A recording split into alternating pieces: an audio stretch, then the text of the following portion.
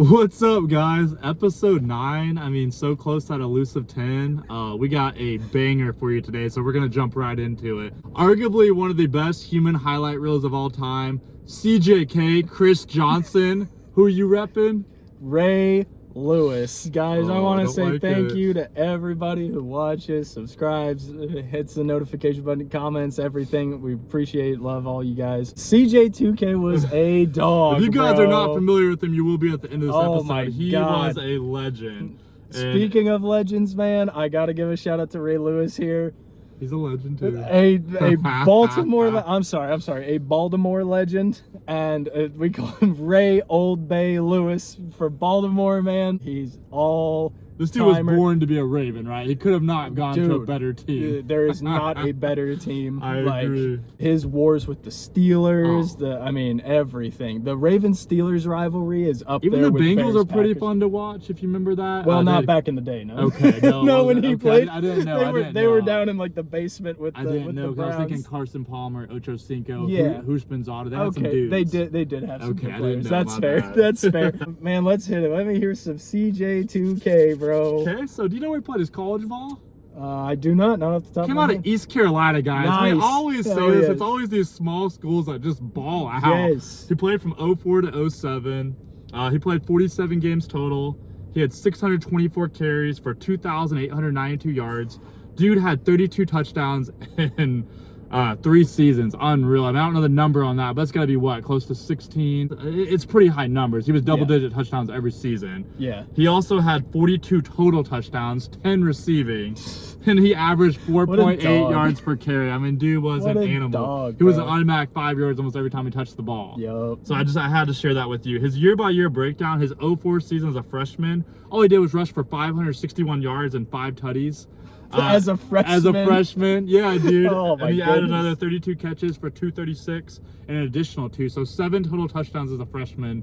Was pretty baller. What did Ray Lewis do in college? Well, he came out of the U. Shout out to Miami. One of the nastiest teams ever. He was on those mid-90s teams, mid-late 90s. So sophomore junior season, got 2 interceptions both seasons, 2-time All-American, 2-time All-Big East team. In total had 290 tackles. Almost 300 tackles. I mean, he only played part of his freshman season. That's he played for the wild. last 5 games. But yeah, 290 total tackles. His senior year, he had 160 tackles, which is actually... That's got to be a record. I think he probably led the country. I'm glad you said that. It's actually second in Miami history. I don't remember the guy's name. It was in 1965. I should have known. Whoever you are. Hey man, in When you're beating Ray Lewis in 1965 anything, for 164 tackles is crazy. That's bananas. But yeah, his junior year he was runner-up for the Butkus Award, which is for linebackers. I mean, he was already Ray Lewis, you know. Yeah. He was the 5th linebacker taken off the board whenever he got drafted, though. He was drafted 26th overall to the Baltimore Ravens. I believe he was their 1st or 2nd pick, or legend wise, you know, as a franchise. But yeah, I mean, by the time he hit the league, he came out of the gates just on fire. But let's hear about some CJ2K. I want to go to his sophomore year. He upped it a level. He went up to 684 yards and 6 touchdowns. Yeah. He added another 35 catches for 356 and 2 tutties. I mean, dude just kept getting better on his touchdowns and his yards each year. Yeah. Well, his senior years or his junior years, where he kind of went down a little bit, he had some injuries. 314 rushing yards, 4 tutties. 176 receiving yards. Now, he did miss 5 games for context. I got you. But his senior year is when he broke out, dude. 1,423 yards. In a 12-game season, bro. 37 catches for 528 and 6 touchdowns. Oh, I meant to mention he had 17 rushing touchdowns on top of that. So dude had 1,951 all scrimmage yards as a senior. Like, he balled out. He had his best season his last year before he declared for the draft. I thought that was too cool. He just got better each year besides that injury junior year. Well, the thing with injuries is, like, I mean, it's going to derail anybody. It derailed Ray Lewis at the end. You remember the 2012 Super Bowl against the Niners where he had the arm brace that was made out of, like, I don't know, that dude was probably dinosaur one of the bones toughest or linebackers something? of all time, bro. Oh, Hands man, down. he's probably the best line. I would say personally best linebacker of all time outside of LT. But LT was more of an edge rusher hybrid type of player. He played a little more on the line. Ray Lewis quarterbacked the defense. I mean, he led the 2000s Ravens defense, and we're gonna get into that. He led the defense. I mean, he was captain of that whole squad. You know, directing traffic, calling out, you know, different audibles, you know, adjustments, everything.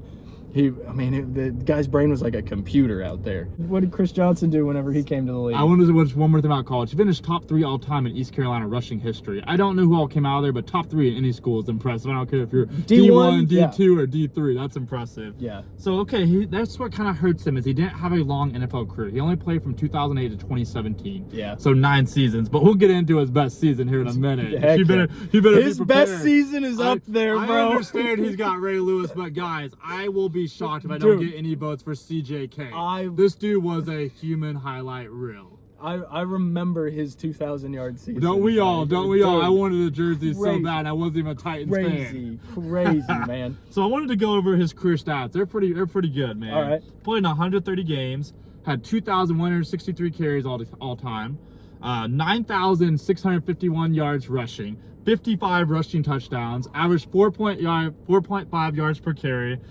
He also had 307 catches at RB, 2,255 yards, and 9 touchdowns. He had 66 all-purpose touchdowns. Yeah. He was a monster on the receiving end and the rushing end. 66 touchdowns in 9 seasons is pretty solid. I mean, man. he was kind of like a Ty Gurley's how I would compare him. He had a really big peak, and unfortunately injuries hurt him. And I think he just also kind of, people figured him out eventually. They realized he was a lot of speed and not a lot of power. Yeah. Well, and he was also notorious for being the guy who would run 5 yards back, you know, to like cut back and everything. His highlight tapes are insane. I mean, he was running circles around people. He got his helmet taken off by Brian Cushing, though. Yeah, that's who you had last week. Brian Crushing, you mean? Brian Crushing. Oh, he crushed him. He crushed him. He wrecked him, dude. But, I mean, watching CJ just run around in the backfield sometimes and then break a 70-yard run down the backyard side. football out there, wasn't it, for him? Nuts. It was nuts to watch, man. Rookie mode sometimes, dude. I will say, of all the players I would have loved to see him play with is Michael Vick. Oh my gosh, the triple option. Dude, yes, thank you. The triple option would have been diabolical. Defenses would have been so stressed. Had CJ ended up on the Falcons. Can you imagine Julio on some jet sweeps or Mohamed Sanu, another underrated Falcon? Oh, I forgot about Sanu, man. That dude was a dog. Was the truth, Yeah, he man. was. Yes. Where did he play before? Was it the Giants? I don't know, man. The I wish Falcons? I knew that. Let us know in the comments, guys. Mohamed Sanu was good. Dude, Mohamed Sanu was good, man. He was really like that. He was really like that. But no, dude, I remember watching CJ just run backwards. Oh, and then it's man. like, bro, what are you doing? And then he'd just break, 60 yards, touchdown, burn everybody down the sidelines type of thing. I can't just call nuts. it, bro, but was it Jeff Fisher? Do you remember who the Titans coach was? I mean, can you imagine having Jeff Chris Fisher, Johnson? yeah. I mean, he was spoiled having Chris Johnson in the backfield. Talk about the Titans. They've had Derrick Henry and Chris Johnson. All they do is George. make running backs. That's it. I agree with you on that. They are one. RBU Hot take, of the Tennessee NFL. Titans are RB1. Yeah, RBU. They're I would agree with RBU that. of the NFL. I would agree with that statement. Sir. Yes, sir. So, bro, I got to talk about his rookie year. Yeah. As a rookie in the NFL, all he did was go for 1,228 rushing touchdowns, 9 touchdowns. He averaged another 260 receiving yards. Dude balled out in his very first season when everyone knew he was getting the ball. I wish I would have looked into what he was drafted. I didn't write that down, but I would think he would have been a later draft round pick because he came out of a small school and people are usually scared to take a shot on guys like that. I know he was a first-round pick. Oh, he was? Okay, I believe so. I believe so. Let us know in the comments, guys. We are not above reproach here. No, so, please help us. But no, he was a dog out of the gate. I forget, was it his 3rd year in the league? That was. Do you want me to get into it? I mean, I'm down. Dude, I'm down. I'm going to give you a chance to rep Ray because when I bring this one, I have a shot to win this week. His 09 season, guys, I repeat to you, is still an NFL record for all-purpose yards all time. To this day. This is how he got the nickname CJK2. His 2009 season, he had 2,006 rushing yards, guys. He averaged 4.8 yards per carry. He had 14 rushing touchdowns and added another 503 receiving yards. No touchdowns, unfortunately, receiving, but still 500 yards. He had 2,509 all-purpose yards. Yes, I looked it up, and yes, it is still the record. This is why Chris Johnson may be him this week, even to go against a legend like Ray Lewis. So this is where I have to jump in. I have to give the bad news here. Let's get it, bro. Good news for Ray Old Bay Lewis. We're talking a Hall of Famer, 2-time Defensive Player of the Year, 2-time Super Bowl champion with a Super Bowl MVP, 12-time Pro Bowler, 7-time first team All-Pro with another 3 second teams. That's nasty. And then finished in the top 5 for MVP voting in the year 2000. For a linebacker, that's insane. I will get into his I'll give 2000 my props season. to that. That's insane. I did But- not know he finished that high in MVP. Has that ever happened before? For a linebacker other than Lawrence Taylor? Yeah, No. and he was the No. truth. He dude. won MVP. Oh, he won it? LT won Oh, he MVP. was cold, dude. So no, he was really like that. Just to kind I of gotta go give over you the credit. I did basics not for know that. stats and everything. Yeah, you see, it's I really brought the heat, and you quickly. it's really toned one it of those down. like you look at the totality and like there's a reason Ray Lewis is like a top 25 all-time player. Sure. And so he had 31 interceptions, 19 forced fumbles, 20 fumble recoveries, more recoveries than forced fumbles. That's impressive. 41 and a half sacks. Buddy has the record for the NFL for most tackles in a career with 2,059 tackles, guys. You just 2,059. won up my 2,000 in tackles. I still think Chris Johnson's a dog, but he is blowing me away with these numbers. He is blowing me away with these numbers. That's the thing. He had 3 defensive touchdowns. Outdid him with tackles. It's 2,000 crazy. tackles is insane.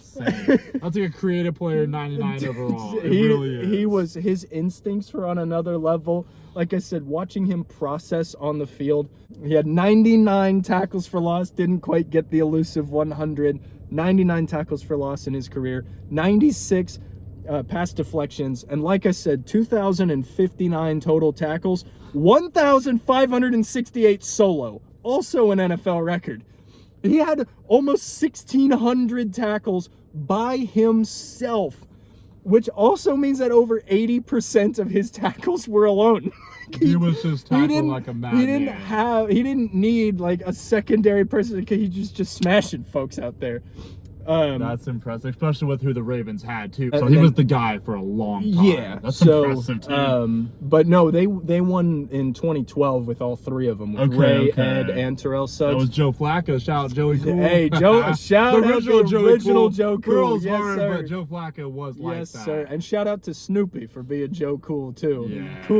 Coolest peanuts stuff ever. This is kind of where it gets intense. Okay. He's the only player in NFL history, Ray Old Bay Lewis, I'm starting that trend, only player in NFL history with more than 40 sacks and 30 interceptions in a career. He leads the NFL in career tackles. We know this. He led the best defense, arguably, the best defense in history. Guys, that 2000s Ravens team allowed 970 rushing yards for the season. They held opponents to 165 points in 16 games. Holy cow. People put up about 10 points a game on them in the year So 2000. you were lucky to get a touchdown and field goal every game. You were That's lucky. insane. They pitched shutout after shutout. In the playoffs, they only allowed 1 touchdown, and in the Super Bowl, they only allowed 1 touchdown, and it was a kickoff return. So the defense didn't allow any touchdowns in that 2000 Super Bowl. Wow. The kickoff team failed. So they allowed 1 field goal in that game. He has the most all-pro selections, which is tied with LT, which, I mean, if you're tied with LT on You're a anything, legend. bro, you're automatically a Hall of legend. Fame all day. All day. He was a Pro Bowler in 3 different decades. 90s, 2000s, and 2010s. Made the Pro Bowl in all 3. Oh boy. He has the most games started for an inside linebacker, most interception yards for an inside linebacker, most tackles in a single postseason run, and recorded 21 tackles against the Giants in his second season in 1997. 21 tackles in a game is diabolical. Which is the most in Diabolical. Ravens history, top 5 all time. I would think it's got to be, yeah. It's top 5 all time, or Okay. top 10. I said maybe even top 3. Let us know in the lot. comments, That's guys. A lot. But no, the Ravens defense in the year 2000, and again, this was before they had Ed Reed. Sure, Reed sure. didn't come around until 2002. Okay. If you remember the other episode, guys. Now, if you haven't seen it, go check it out for sure. It's a Ed great Reed one. was really like that, man. Ray Lewis was quarterbacking that defense. I think what really sets Ray Lewis apart from most everybody else, like everybody knows LT, menace, absolute dog, arguably the greatest football player of all time. I agree with the GOAT, Bill Belichick, that Lawrence Taylor is the greatest football player of all time. It's just me. It's one man's opinion. It's a solid debate. It really is. He could definitely be in that running for sure. Well, he's got to be up there. Reggie White is definitely up there. Yeah. Ray Lewis is up there. I mean, there's a select few who are actually in the conversation for greatest defender of all time. Ray Lewis is in that conversation. Let us know in the comments what you think, who the greatest defender of all time is. Ray Lewis, I would argue, is safely in the discussion. I would lean Lawrence Taylor, but I mean that's just my own personal opinion. Yeah. But yeah, man, Ray Lewis ran the league. The year 2000. Let me just paint the picture. Okay. This is arguably the greatest defense of all time. This is all Ray Lewis did was have 137 tackles. 14 tackles for loss, 3 sacks, 3 fumble recoveries, 2 interceptions, and 6 pass deflections. He finished 5th in MVP voting, won Defensive Player of the Year, won the Super Bowl, won Super Bowl MVP, first team All-Pro, and a Pro Bowl, all in one season. His Super Bowl stats for the actual game against the New York Giants, he had 5 tackles, 4 passes deflected. I would argue he ended up winning just because of the season that he had. Sure. He won Super Bowl MVP because, you know, the stats don't jump out at you for that game, but these are like crucial moments, like You also big remember when you're in third Super down Bowl, you're not stops. playing no chump. They're going to have a good No. offense or a good defense Yes. or a good special team. And that's the thing. 2 of his tackles give him came some on credit. third down stops. Like, they were crucial moments that Game-changing helped plays. the Ravens kind of run away with that's everything. a good point. But yeah, man, his best game that season in the year 2000 was Week 15 in a win versus the Cardinals. Of course. Towards the end of the season, he just got stronger. I mean, he ramped it up as the season went. He had 13 tackles, 12 of them solo with 2 tackles for loss. And the crazy thing is, he had 5 games with double-digit tackles. There was an argument that I found online that he had 6 and that one of his tackles didn't count for some reason. Okay. But I can't verify that, so I'm not going to say that. All I'm going to say is Appreciate that, the honesty. Yeah. hey, all I'm going to say is that season specifically is easily in the conversation for best season for a defender of all time. Again, LT winning MVP, Sure. gotta be the best. Hands down but deserved it. but you know, an argument can be made without being laughed out of the debate room, kind of thing, you know. But yeah, man, let's hear more about CJ2K, man. I'm gonna try my best, but Dude, you brought it this week. but bro, it's So, Ray Lewis. It is. It's Ray Lewis. I can't I feel tell you. bad. I don't know if you guys watched my lab sample. I was feeling on top of the world, and then when he reads it, I go, because it's the face palm there's killed me whenever I was editing that. Absolutely killed me because I saw it like in the background and it's just him like that. I was like, oh my god. Like, oh, I felt bad because I was like, So- unless you got someone on this level, it's like it's just not a fair It's like the fight. Barry Sanders one. Like, I love Julio, Yeah. but very few people. And the thing with that one though, it broke my heart because Julio's my favorite And I'm a Falcons huge player. Oklahoma State guy. We got the That's what I mean. opposites. That's what I mean. Like Alright. man, that was a hell of a run though. So 2010, he had another great year. 1,364 rushing yards, 11 tutties, 245 receiving yards. It was a slight drop from 2009. But you got to remember, that's now 3 to 4 years that they know he's the guy getting the ball, and still he's put up 1,000 yards. 2012 was another solid year. 1,243 yards, 6 touchdowns, 232 receiving yards. He had a bounce back year after a rough 2011. That's his biggest complaint, is he dealt with injuries. So even though he played 9 years, he was injured for like a good 3.5 of them. Yeah. In 2013, he had another solid year. This is towards the end of his career, so remember, he's still going strong. He had 1,077 rushing yards, a solid 6 touchdowns, 345 receiving yards. Not flashy touchdown-wise, but still another 1,400 all-purpose. So, I mean, he was an all-purpose machine. CJ2K was no scrub, guys. And I love you brought that up. Do you want to hear the list? Yes. Oh my 100. gosh. Oh, actually, can I see if I can? Of course you can. Okay. Of course you can. All right. I'm not gonna get this, just for the record. So it's Chris Johnson, of course. Jamal. Shoot, now I can't remember his last name. Barry Sanders, of course. Sure. You got that one. You have Derrick Henry. Yep. O.J. Simpson. Good one, man. Let's see. Eric Dickerson. Yep. He's doing pretty good, guys. I think he's got 3 out of. I have to look. I think there's 8 total. It's a very small list. It's all good. So no, man, hit me with the list. I can't do it. I did it in order. I think that makes it more fun by the year it happened. Yes. So in 73, O.J. Simpson had 2,003 yards in 14 games. Yeah, in 14 games. Put some credit on his name. 2,000 yards in 14 games is crazy. And if you want to watch his college highlights, if they have it, dude, he was a baller at USC. A baller. Crazy. He's the first player to ever have 2,003 yards in 14 games. So Eric Dickerson, 84, had 2,105, which is still the NFL record. Yeah. Good for you. Yep. Barry Sanders in 97 had 2,053. Yep. Terrell Davis in 98. He was a dog for that Denver team. He was team. phenomenal. Him and John Elway. I forgot about TD. Shannon Shout out to Sharp. TD, man. Does not get talked about John enough. He's Elway, a very Shannon underrated Sharp, running back. bro. Man, All he did was win Super Bowls. That's it. I think he won 2. Or was it 3? No, he won 2. Okay, he was on the Broncos. Yep, with Elway, right? Yeah, Elway, Shannon Sharp. So dude, in 98 he had 2008. This is the guy you were thinking of, Jamal Lewis in 2003. Jamal Lewis. He had 2,066 yards. Chris Johnson in 09 had 2,006 yards plus 509 scrimmage yards. So he still has the all-purpose record, aka him. Yeah, I have to rep him. He's a dog. Adrian Peterson in 2012 had 2,000. I can't believe I forgot about Adrian Peterson. all day, dog. Oh my god. He was so fun to watch on the Vikings. So fun. Dude, 2,097 yards. And I want to put this on record. He should have broken the record. He came 9 yards short of breaking the record. I don't remember the game, but they had a chance where they could have run him. I believe it was the Vikings. Or it was on the Vikings or Saints. Vikings. The head coach did not run him. I understand they were up. I understand he wanted to show some class. When you're that close to breaking who's the dude?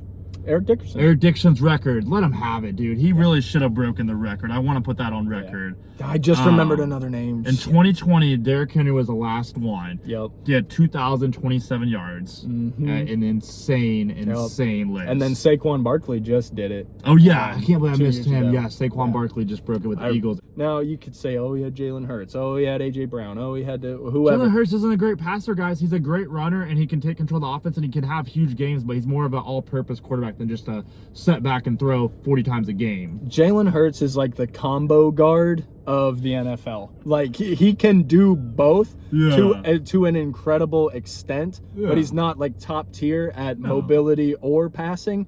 But he's up here in both. He's well above average in both. I like that comparison. I would say Lamar obviously is a better runner. Sure. But I would say Jalen Hurts was a little bit of a better passer. I think that's up in the air now. I think Lamar's improved a lot in his craft. I will say that's a fun debate. Lamar, speaking of the Baltimore Ravens, Lamar Jackson's just steady ascent in his ability as a passer is so much. Impressive. You just got to get through that playoff run, and then he really will. If he can win a ring, he'll be talked about for a long time. He has it all. Yeah, this isn't my comparison. I wish I could give credit. I don't remember who said it. Lamar Jackson is the James Harden of the NFL. He is incredible during the regular season. Incredible. Playoffs come. That's funny. Not great. Yeah. not like, great. You know what? I'll say it. I'll put my boy Dak out there. It's funny how Dak gets all the hate because he can't win the playoffs, but no one, it's starting to become more, but there for a while, they just let Lamar just slide. I'm great to see, not that I want to see him get criticized, but it's good to see him get some criticism, so hopefully motivate him and get him fired up. Sometimes criticism can really, I mean, Tom Brady loved it when you talked bad about him or made him angry, because when you made him angry, that's when he played his best, you know? Some guys just have that dog in them. When they're down, they play their best. Well, I think Lamar got, I think Lamar was kind of shielded because of the MVPs. That's so fair. It was like, you know, he is the MVP. Dak did finish second MVP one time. I don't know if you know that. He had a great year. I did not know he finished I don't know second. who won it that year, but I think it was Lamar. I mean, I believe it. I knew he finished top 5. I didn't know he was got second. Dude, that's crazy season. Was that the first season with CD Lamb? It was the first or second. I mean, Lamb, all he's done, if you haven't followed Lamb, all he's done is put up 1,000 yards in 5 out of his 6 seasons. Yeah, dude, I love you know where he played. Oh, yeah, dude, he was of course a I baller. know. Of course I know where he and played. Pickens came out of Georgia. I'm hoping Pickens gets signed. That'll be an interesting. His franchise tag ordeal has given me life. It has given me life. Has he still not signed? He signed this morning. He signed this morning. Oh my God! Yeah. Thank God. But I got to get back into Chris Johnson for a second. We went off. I love it, bro. Hey, I don't mind some tangents. I don't mind some tangents. So he had 6 straight 1,000-yard seasons. I thought that was pretty dang impressive. I mean, he was the 2009 Offensive Player of the Year. That's an elite award. That makes sense. He's one of the few running backs ever with 2,000 total yards in a season. He was known for his elite speed. He could take it to the house in one play. He had an elite peak in one of the most explosive seasons ever, 2009. He almost had 10,000 career rushing yards, which I would also say is a small list. From 2008 to 2013, I would say he's one of the league's most dangerous running backs. I have a hot take, and for any Madden players out there, Chris Johnson is one of the few guys in history that 99 speed was not enough. It was not enough. Give him 100, right? 100, 101, 102, whatever you got to do. He has to be faster than anybody else on the field at all times. I got one for you. Wouldn't you say, you know how Tyreek gets called the cheetah? And rightfully so. Tyreek would be the other one. Yes. He was the original cheetah. He absolutely was. I love that you said that. Yes. Tyreek Hill in his prime, 99, not enough. Oklahoma State, man. Then he got in some trouble, went to Southern Alabama and balled out, and Andy Reid took a shot at him, and all he did was get a Super Bowl. And he got drafted as a kick returner, too. Kick and punt returner. All he did was ball out. He went to some small school and just went nuts, which makes sense. Yeah. So here's this knock on him. He went 1-1 in the playoffs. Did not have a lot of playoff success. But you could also push back and say, well, if he's not in a good team and you know he's the bell count, he's still putting out those numbers, that's elite. That's him. Oh, yeah. 100%. So he had a win in 2008 against the Baltimore Ravens. He had 72 rushing yards and a touchdown. And he added 34 receiving yards. Right. In the divisional round in 2008, he played the Ravens again. Isn't that funny? His 2 teams were against the Ravens. That's a tough competition. That is. But going 50-50 is not too bad, 1-1. Especially on the Titans, man. They just were not a great team. It was like Steven Jackson last week. Yeah. They just weren't good teams, man. And I really think he could have been elite if he would have got a Super Bowl. He would have been, like I said, not the Hall of Very Good, but the Hall of Fame. Yes, yes. You can make an argument Chris Johnson's on the Hall of Very Good, but I would even push back and say he might be Hall of Fame because a 2,000-yard season puts you, they're going to look at the Super Bowls. That's fine. I just wanted to ask you. I mean, it's a combination of a couple things. So, like, to get the 2,000-yard mark, Hall of Very Good, surefire. Okay. Hall of Fame, you got to have the longevity, the Super Bowls, the awards. I mean, he won Offensive Player of the Year and then, had the 2,000-yard season. But outside of that is kind of where you get into the, because there's only, 253 Hall of Famers. Oh wow, I didn't know it was such a small list. Double check me on that. Let me know in the comments. But yeah, there's a very select few people in the Football Hall of Fame. It's not the Basketball Hall of Fame where it's like you made a 3-pointer, welcome to the. It's very much. It's very much than the NFL. Dude, the NBA. One of my biggest gripes about them is their Hall of Fame. I'm not going to call it a joke, because these are Hall of Famers. They're all incredible athletes. They're all incredible basketball players. It's the easiest Hall of Fame to get into. I'll just leave it at that. That's a fair point. The NBA is the easiest Hall of Fame to get into. The NFL is the hardest one to get into. I would say baseball, NHL, they're in the weeds there. Yeah. But the NFL, and shout out to Shannon Sharp on this one. He told this story whenever he called his grandmother to let her know that he was getting into the Hall of Fame. Okay. She asked him, because she was up in age at this point. Sure. She asked him, what is that? And he said, that's where the greats go to rest. Wow. Which I think is the perfect summation of what the Hall of Fame should be. If you can, and shout out to Nick Wright on this one, because this is his take. If you should be in the Hall of Fame if you can't tell the history of the league without including them in it. Yes. That's when you're surefire Hall of Fame. You can take stats, Super Bowls, all that love out of the that, equation. But there's not an example of that. I love that, man. Every single person that's like, okay, well, what did this person do in the league? What did that person do in the league? Like, if you go through the league's history, every member of the Hall of Fame, they're in the story somewhere. Okay, I like they're that. In the That story makes a lot of sense, you saying that. Oh, yeah. So, hey, I wanted to end with this because I don't have a lot more to Unfortunately, I have a lot more. That's fine. You can bring it on. I'm really going to hope people will give me the credit that Chris Johnson was like that. He really was. 100%. So here's my 100%. kind of closing segment on him. Yeah. Okay, he only had 24 yards in his second playoff loss, but for context, he did it on 3 carries. Yeah. Then he got hurt. So I mean, like, it's not really fair. Here's my debate on why I think he could be him this week. Yes, Ray Lewis had a better career, but Chris Johnson's peak is more dominant than 99% of running backs will ever touch. He still holds the all-purpose record. That is why Chris Johnson is him this week. Hey, man, I respect it. I had to bring it, bro. Unfortunately, I would argue Ray Lewis's peak was even higher, given the 2000 season, the Defensive Player of the Year, top 5 MVP finish, all that. That's fair. I just want to go over a couple of Ray Lewis's best games in the league. And I know I say this a lot, but with Ray Lewis, man, just pick the game. Just put them all on a list, put them on a dartboard, throw a dart. He blew up the game. He really was like that. Week 1, 1999, a loss versus the greatest show on turf. Kurt Warner, Marshall Falk, Isaac Bruce, Torrey Holt, Ricky Pro, the whole nine, the whole nine. Week 1, 1999 season had 14 tackles with 4 tackles for loss and an interception picked off Kurt Warner. Let's see. Super Bowl champion Kurt Warner. That's Super Bowl champion Don't forget Kurt that. Warner, lest we forget. Let's see. Week 5 in 2001 against the Bengals, 11 tackles, a tackle for loss, 2 interceptions, 3 pass deflections.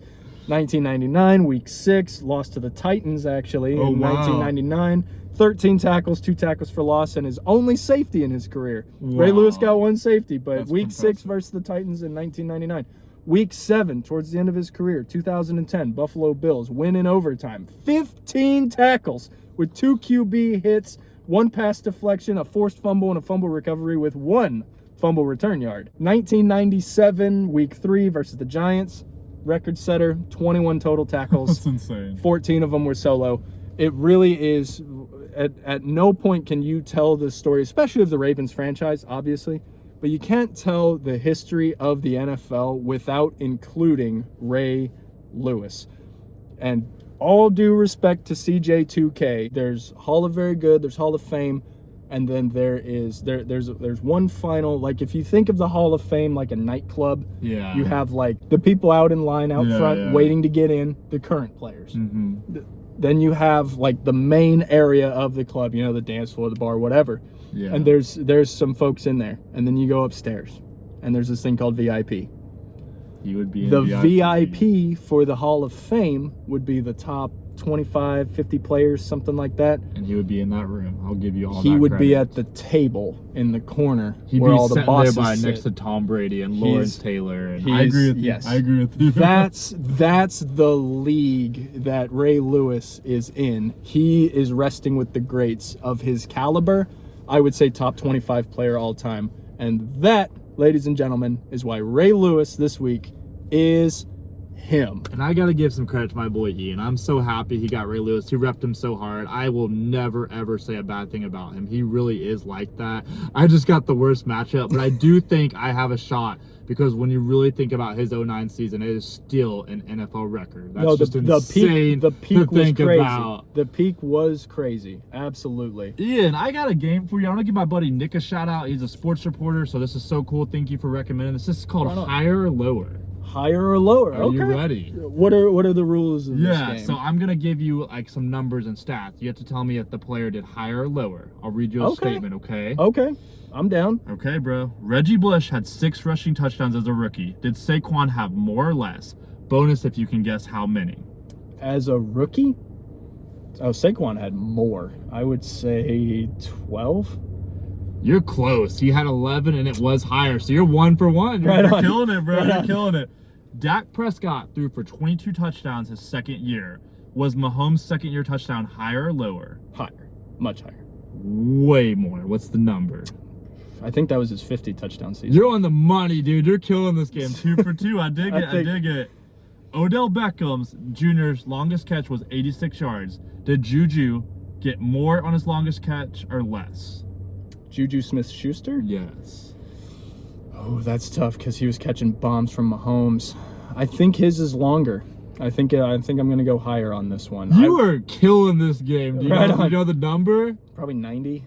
97. Jeez. It's still, Oh my God. It's still an NFL record. Juju Smith-Schuster. What's the respect on Juju, man? Yo, I was shocked when I saw that. Hey, Smith-Schuster is really like that. I remember watching him on the Steelers, man. Yeah, dude. Back I just whenever don't they think had he gets talked about enough. He's got some talent, bro. Oh, man, I think, he's I could be phenomenal. wrong. I think he He's came out of phenomenal. USC also. Yeah. USC's had a lot of receivers in the NFL. Shout out to USC. Yeah, I want to be clear. I don't know if he came out of USC or not, Okay. but USC all-time players. They're I know just St. Brown They did. are a Hall of Fame factory. Like all they do is put a Drake London did. Yeah, Drake London, and man, I need him to have a St. good Brown. season this year. Oh my gosh! Shout out to Kevin Stefanski, man. Please. I think that was a great hire for the Falcons. Please. I really do. I really Please. do. All right, man. You're killing it. 3 for 3. Okay. Mahomes threw for 286 in the Super Bowl. Did Jimmy G throw for more or less? In the Super Bowl that they played against each other, Mm-hmm. I think he had less. I thought he had like 250, Okay, you are correct. It's lower. He had 219. 219. You're okay. 4 for 4. Right Frank on. Gore, final question. You're killing Okay. it. Frank Gore ran for 212 yards in a game. Did Derrick Henry have more or less in a game? More. He had like 290 or something in a game. I thought. 250. 250. I don't remember who I'm thinking of, but You somebody had like killed that game, 296 dude. in a 5 game. for 5. Right on. Congrats. Hey man, I like this game. Thank you, I like thank this you. game. Shout out to Nick. He's the one that pointed that out. Heck to yeah. me. Yo, shout out to you, Nick. That was fun. That was a lot of fun. Let's dive into the NBA playoffs, Ian. First Orlando of all, Magic. I don't want to cut cut you off. Go I'm ahead. so sorry. Go. I want to give Clint $1 billion worth of credit here. I wrote off the Raptors. I know I said in a previous episode, oh, they're going to be a problem for like the Knicks in the first round because I don't believe in the Knicks. The Raptors are giving it to the Cavs right now, ladies and Scotty gentlemen. Barnes, Brandon So Ingram. they are going off. It is phenomenal to watch. Yeah. It is phenomenal to watch, man. I wish they still had Quickly. I know he's hurt right now. Right. But I think he would be an incredible, third or fourth option for them. And whatever the opposite of a shout out is to the Cavs. Like Yeah. y'all are. They should. They should. Man, not be tied right James now. Harden, buddy, this is an insane stat. So James Harden has 56 playoff games Okay, that's a lot. with the same or more turnovers than field goals made. Wow.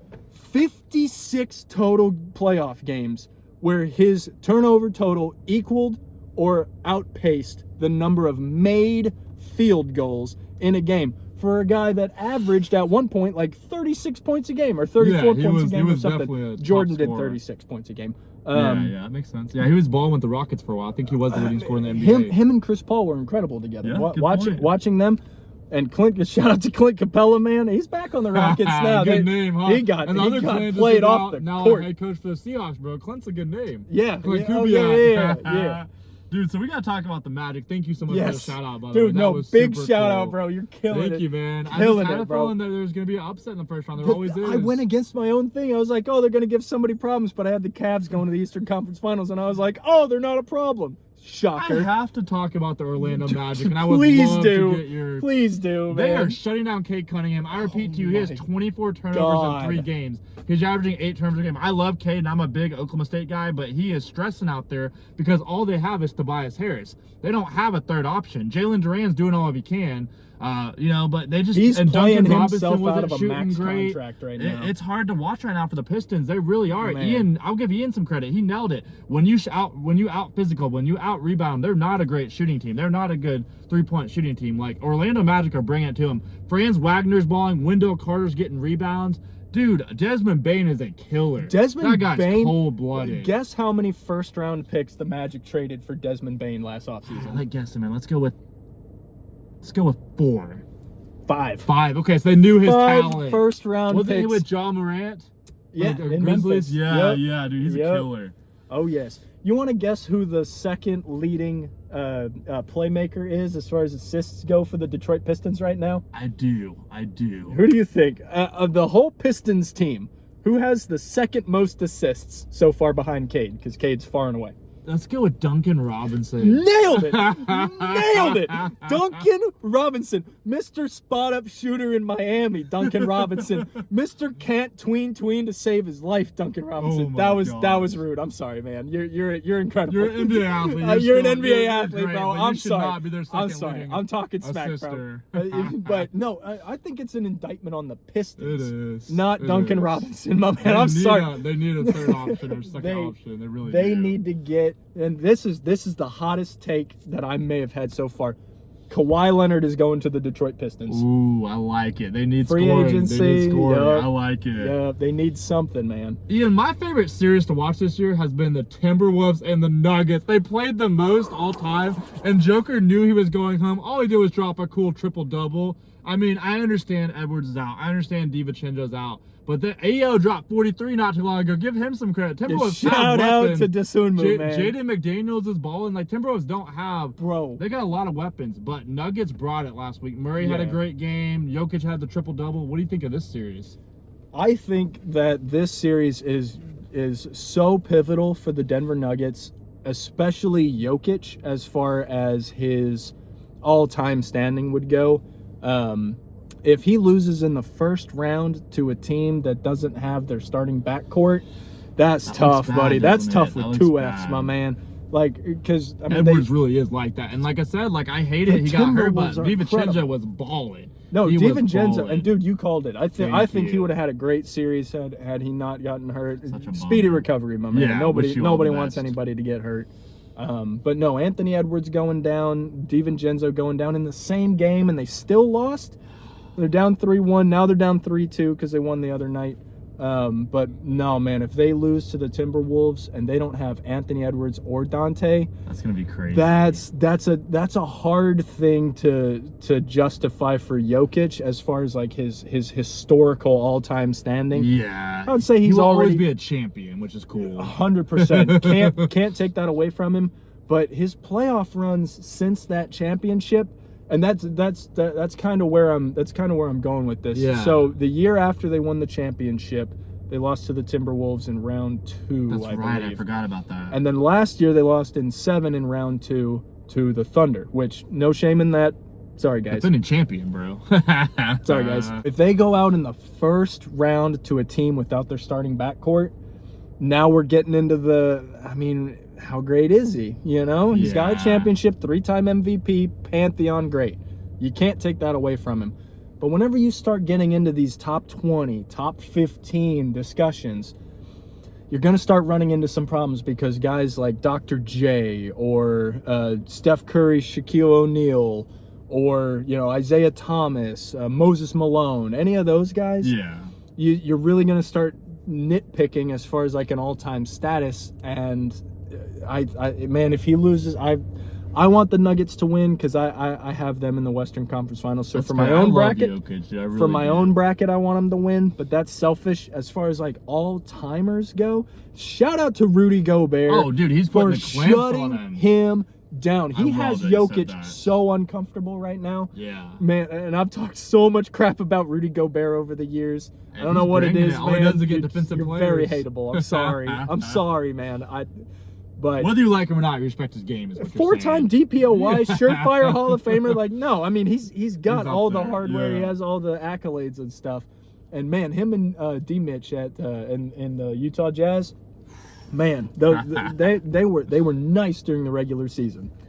Not so much in the Ian, let's playoffs. get into our Thunder, dog. Like, I know we're little homers, but they're balling. Clean they're sweep. balling. Clean All sweep. they did was just beat the Suns, and I want to just give you some numbers. Yes, Dude, please do. Hartenstein dropped 18. He was balling. He was dropping points last night. Chet scored 24. SGA dropped 31. AJ Mitchell scored 22. And Caruso scored 14. And Casey Wallace out of 10. That is solid production from a lot of solid players. Including, in my opinion, the MVP, SGA. No, really think SGA he is deserves it this SGA year. is the MVP. I this agree. year. I think the scariest part for the rest of the league is how dominant and unstoppable the Oklahoma City Thunder look. Now, I think they're going to get into a war with the Lakers in the next round. Yes, if Luka comes back too. I picked the Rockets. I was very wrong. I was Rockets extremely did take wrong. one, but I think Lakers win that series. Oh, I the Lakers really are winning do. tonight. I'm Yeah, calling it right I now. agree with you. I don't think they're going back to Houston for Game 6. I agree with you. don't see it. But I think that the Thunder, especially for the Lakers series, I'm very excited to see. Getting ahead of myself a little bit here.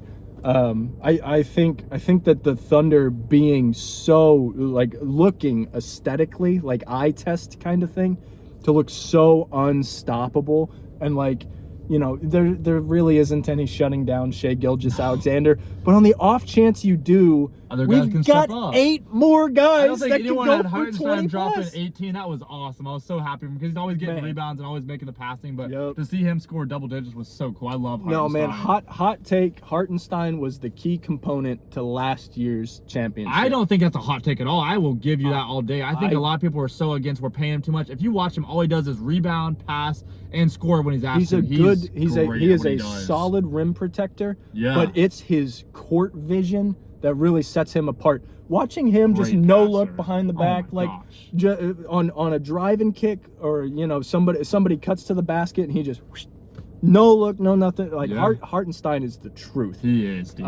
He is. And shout out to the Knicks for letting him go. Yeah, that was crazy, man. But I wanted to kind Sorry. of give some credit to the Suns. Dylan Brooks dropped 23.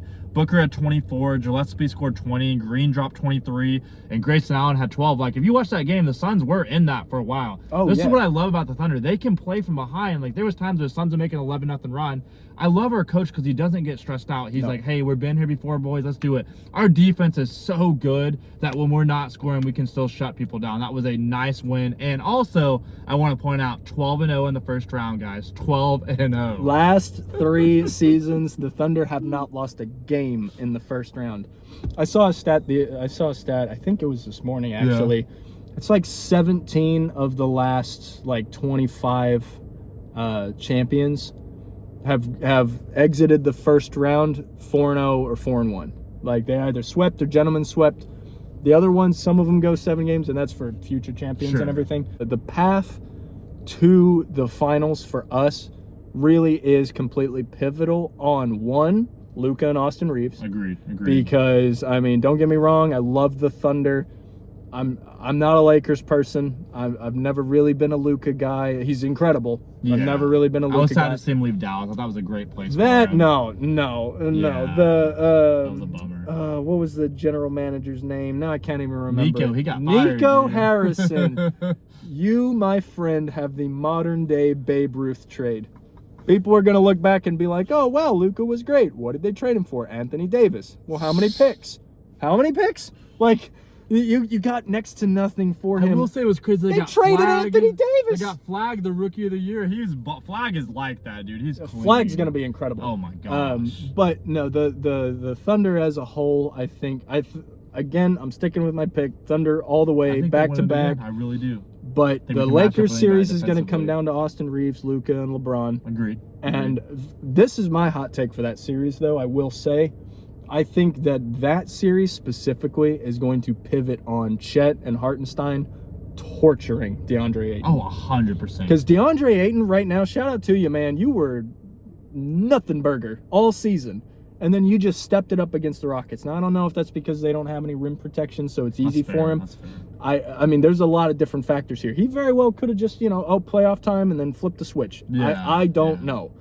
But what I can tell you is Chet and iHeart are about to have a lot of fun with that guy. That'd be so crazy. I mean, I agree with you. I don't think it's a hot take. If they win this year, Hartenstein was the key piece on why they did it. If they go back to back, that was the best offseason move that could have happened. Presti is a genius. And OKC is not a big free agency, spend kind of. No. But as soon as iHeart came available, I know Presti was on the phone with his agent. Oh, dude, it was instantly.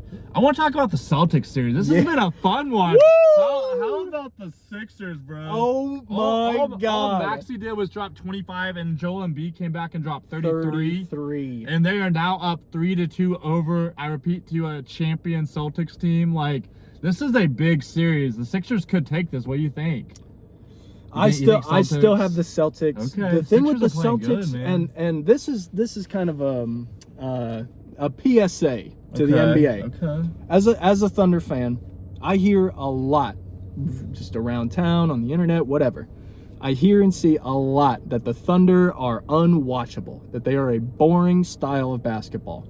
Seriously, guys, look me in my face and tell me that when the Celtics are shooting 1 for 14 and their three's not dropping, they can't make anything. They went 1 for 2 on free throws, guys.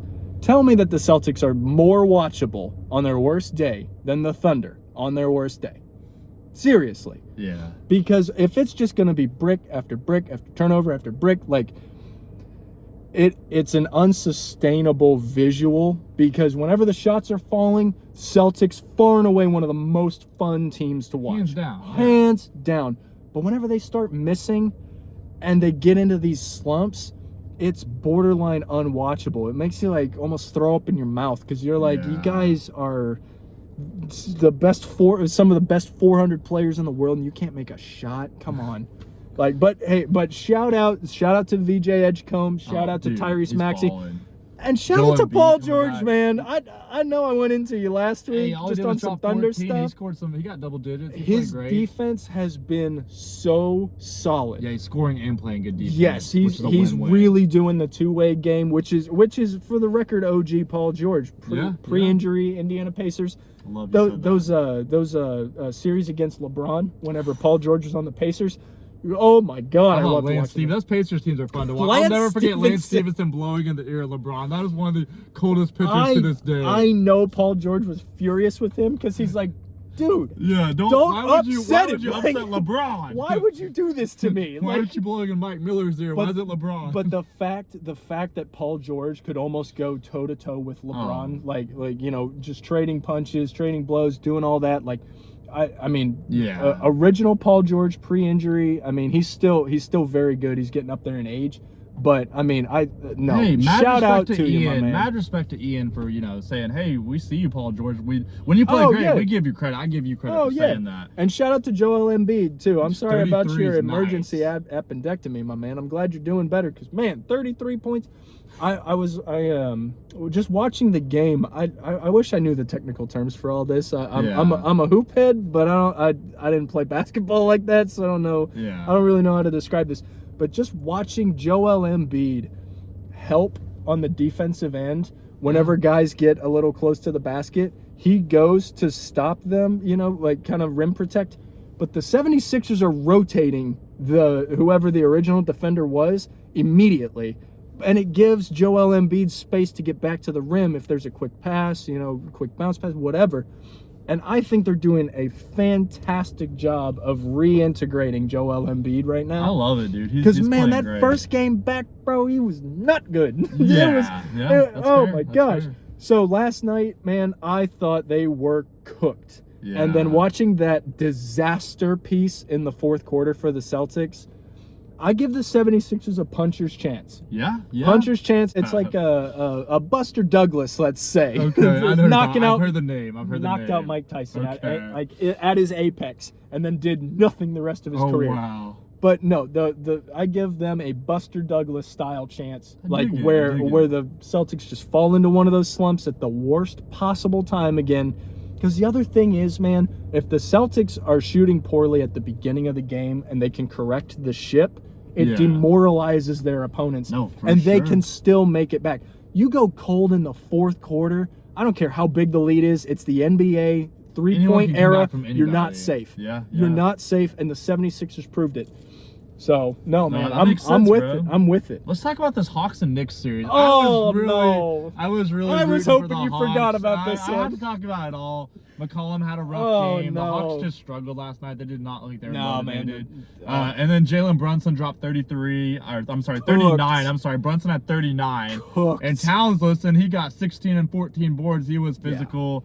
I think the Knicks win this series, but I got to give all the credit to the Hawks for winning a couple of games. They challenged them. They really did, and they got some draft picks. I think the Hawks will be good next year. Give them some credit. And Nikhil Alexander won Most Improved Player of the Year, which, if you don't know, is SGA's cousin. Yeah. No, shout out to Nikhil Alexander Walker, cool. man. That's incredible. Congratulations. Really Totally screwed my Jalen Duren pick, but that's okay because watching Jalen Duren play during the playoffs right now, that dude is playing himself out of a max contract. He's struggling, right isn't now. he? It's hard to watch. 100%. Hard to watch. But I will say, it pains me to say this, self-appointed, I try to be fair in all things.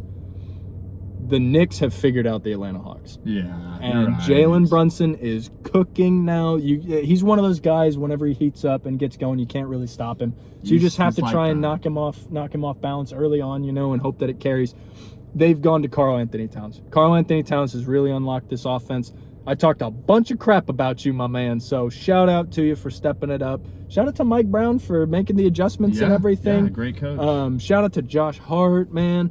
I think they have Mikal Bridges, right? Yes, He's Mikal Bridges. Well. Villanova Mikal dude, Bridges. Josh Hart, Villanova. Mikal Bridges was playing like garbage at the he was beginning of this series. struggling. He couldn't hit water from the ocean, man. It was bad. The Knicks now, I think they're going to set their sights to the Celtics. I mean, I agree. hopefully, for the sake of my own bracket, I hope the Hawks win. Yeah. But all credit to the Knicks, guys. I was not a believer. I thought the Hawks were going to get you.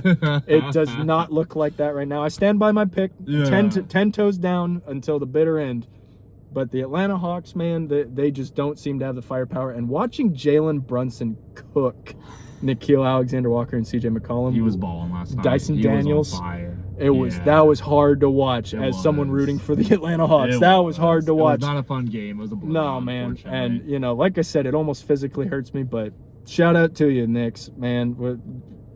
Hats off. If I was wearing a hat, hats off to you. I agree, man. Let's talk about, I would say, besides the Lakers, even besides the Lakers, I would say this is our toughest team to repeat against. The Spurs. All they do, Wemby comes back and drops 11 and 17. I mean, that's crazy for his first game back. Champagne had 16. Castle was scoring. I mean, they had 6 guys in double digits. Yeah. They're so well balanced. They're so well coached. The Spurs look really scary, and they are our biggest test repeating. What do you think about that series? Total agree. As far as Blazers did great. They really did. They gave them all they could. Shout out to the Portland Trailblazers. Danny's going to be a star. Guys, I agree with you.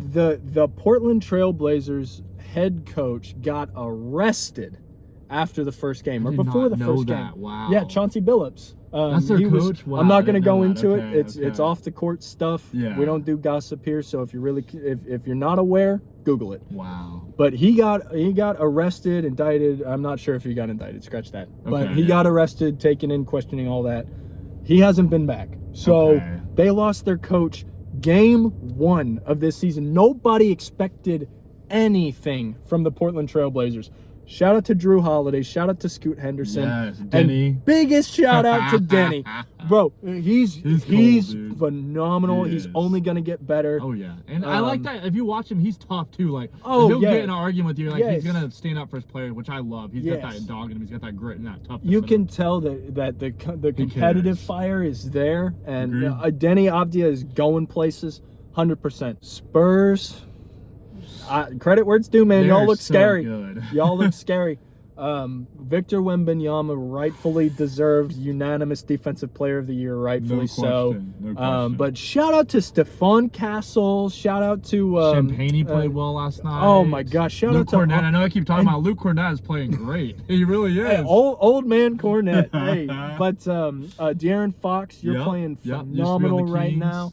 He has the most playoff experience on the whole team. He's really it's pretty impressive, like how young the Spurs are and how well they're doing. Well, of their starting 5. Luke Cornette actually has the most playoff experience of that whole team. I love you do that. No, man. Luke Cornette is actually their OG. But no, man, shout out to the Spurs. And seriously, and no disrespect to Wemby, I'm not trying to diminish you or anything. We watched them play without Victor Wembanyama. Didn't miss a beat. Tore up the Portland Trailblazers, guys. Yeah. I mean, shout out to them. Portland, great season. San Antonio, man, we'll see you in the Western Conference Finals, man. That's going to be That's going to be so much fun. I can't say enough good things about Victor Wembanyama, man. That dude really is an alien. There's nothing on the basketball court that guy can't do. 7'3" handles, 7'5", excuse me. 7'5", can rebound, can block. I mean, he's just fun to watch. He really is. Whether you're a Spurs fan or not, Wemby is one of the funnest players to watch on a night in and out basis. And I would say he's one of the biggest suppliers in the league of Agreed. like, oh my God, did he just do that? Yeah. Like that, like those kind of moments, like watching him play, you're like, what just happened? Like, and you know, if you have instant replay or whatever, you have to like rewatch to like make sure that you saw it correctly. And it's like, this 7'5" guy just dropped a 30-footer, really? And then He can shoot threes. yeah, not only that, but like his one foot will be on the 3-point line, another foot's on the free throw line, and his arms like under the basket, you know, just like full extension. And you're like, how do you get around it's this? unguardable. Like, It's no, unguardable. man, and not only Let's unguardable, but man, you can't. Sometimes you can't score on that guy. Yeah. Let's talk about my second favorite series, the Raptors and the Cavs. I appreciate the shout out earlier. No, Raptors man. are gonna come for it, man. They can feel they have the advantage now. Scotty Barnes, dude, Yeah. I was not familiar with his game. He's nice. Brandon shout out Ingram's to a dog. Scotty He came out of Barnes. Duke. Duke's had so many guys. Paulo Banchero, Brandon Ingram, Grayson Allen. Duke's just got a lot of players in the NBA, and it's cool to see them excel at the next level because that's the 1%ers now. You're in the NBA, you know, everyone's good. But dude, the Raptors look hungry and they look ready. I think they might take this series. What you thinking? I still have the Cavs. Okay, One for my okay. bracket, and two, I just don't see the Raptors maintaining. You That's know, fair, and like that's fair. I don't see it as sustainable. Yeah. All credit to the Raptors. For the record, Game 3 was an abomination. That watching that made my eyes sore. Like Yeah. it was an actual eyes sore watching them just brick everything. I think they went like 8 for 40 It something was on hard to watch. 3-pointers I think between they the were two like teams. 10%. Yeah, it was bad. It was bad. it was all bad. Too many But threes. no, man, I don't see it being sustainable. Okay. Shout out to the Raptors, though. I need Donovan Mitchell to play better, and I need James Harden to, man, Step up, buddy. No more turnovers. step it up. Yeah. 56 total playoff games with the same or more turnovers than not field good. goals made. Not good. And you averaged over 30 points a game for years, Yeah, my man. yeah. It's not great. It's not a good look. And the other thing is, Cleveland is not the kind of town where James Harden should be out till 3 a.m. like he used to be, like in Houston and Brooklyn and all those types of places. Cleveland's not really the town for that. So I don't know what's going on with James Harden. Get in the gym, man. Practice your shot. Practice your passing. Your That's the rebounding. other thing. Work on your craft. I think Seriously. it's entirely mental at this point. Yeah, I it just could be. I It just could be. don't see how someone can be so prolific at scoring the basketball, get to the playoffs, and just let go of the rope. I think the example I would use, I'm sure you're gonna love this. Have you seen the movie Thunderstruck? Oh, with Kevin Durant. That's what happened to him. He got his talent Oh switched my with someone. God. You like that reference? Yeah. I thought that was just I too remember when that funny. movie came out. I never saw it, but It's pretty funny, guys. It's corny, but it's funny if you want to watch a funny movie. Let's talk about the final series. It's a good one. I think Lakers dominate, but I got to give credit to the Rockets for taking one. LeBron's playing great. Austin Reeves is supposed to come back. Luka's just waiting. I mean, DeAndre Ayton stepped up. I mean, they look good. Lakers look really good. Shout out to Marcus Lakers and Smart. Spurs are our toughest teams. shout out to Marcus He's Smart balling. on the Oklahoma Lakers. State, dude. Marcus Smart is playing out of his mind He right is, now. he Hit is. 5 steals in game 3 That's or game insane. 4. I think it was game I think 3. It's game 3. Yeah, he Yeah. had like 5 steals or something. One of them was just cookies from Defensive Jabari menace, Smith. dude. But I'm so torn. I picked the Rockets. Yeah. You're not winning the series. It's gonna be Thunder Lakers. I almost, and this is as a Thunder fan, I almost feel bad for Kevin Durant. I don't, but I almost do. I just could never. I respect his No. game, but what he did was No. pretty harsh, man. I mean, yeah, and again, we're not doing off the court Nope, we're stuff not. here. So if you really Look want into to it know, yourself. Google it. Yeah. I promise you'll find it very quickly. And for the record, I just you want to got? say this: I don't think it's okay to trash your teammates, but his trash talk is hilarious. He's the Philip Rivers of the NFL, isn't he? Or the He's NBA. phenomenal. I love that reference. He's phenomenal. That 90-yard touchdown. I love that. I love that clip. Philip Rivers, shout out to you, old man Yes, Jenkins. dude, Hey, man. yes. But Kevin Durant, bro, your trash talk is incredible. That I have never heard someone nail so many people perfectly. Like your It's trash pretty talk, good. It's your pretty trash good. talk I is just hate to admit otherworldly, it. okay? But you completely trashed your own team and you tanked them. And it shows because they are not playing well. They're not making good decisions out there. They played better without you, which is crazy. You're Kevin Durant. Yeah, like, good point. At this point, I don't see. I think the Rockets lose tonight, and I think the first thing that they're doing after the postseason, they have to get rid of Kevin Durant. Agreed, and the worst part is, at this point, it sucks because he's older now. He's only going to decline from here, and the off the court stuff, it continues to happen at every stop that he's at, and like the by the time he leaves places, teams are not in good shape anymore. It kind of becomes a cancer to locker room. Yes, honestly, it's the truth. It's a harsh but truth. It's reality. A harsh truth, but I say all that to say you got to get rid of him if you're the Rockets. You can't have this young core that's so promising. And then just break it up in the name of Kevin Durant, you know? I agree, man. I agree. You can't do it. So I think KD is off the Rockets next year. I don't see it. And the worst part is he's still under contract. Yeah. So they have to trade him. Nobody is giving you draft picks for Kevin Durant. And if they do, you're probably going to have to throw in another player. It's probably going to have to be Jabari Smith. Or you can't trade Amin Thompson. Tari oh my Eason, God, maybe Tari Eason. I'd prefer not to trade Şengün, but after what Reed Shepherd is the only offense they have right now. After watching Şengün this series, man, I was a believer. It's that foundation is shaken at this point. It's kind of hard to watch. It's shaken at this point, man. I do not see it. Yeah. I just don't see it working out. But yeah, I can't talk about KD too long. That's okay. Well, thank you. I mean, I appreciate your honesty. I'm not a big Kevin Durant fan. I respect his game. I wish him the best. I hope he gets it figured out. Well, guys, we're about to leave the lab. Another banger episode. We had a blast. I want to give a really big shout out to my father-in-law, Shane. He's one of the most positive people I've met in my life. He's always encouraging. He's a really great leader and provider, and just a really great guy. I love you, Shane. I hope you're doing good. I don't know, man. I had a lot of fun today. Yeah, me too. I had a lot of fun. We'll see you next time, guys. We'll see you guys. Peace.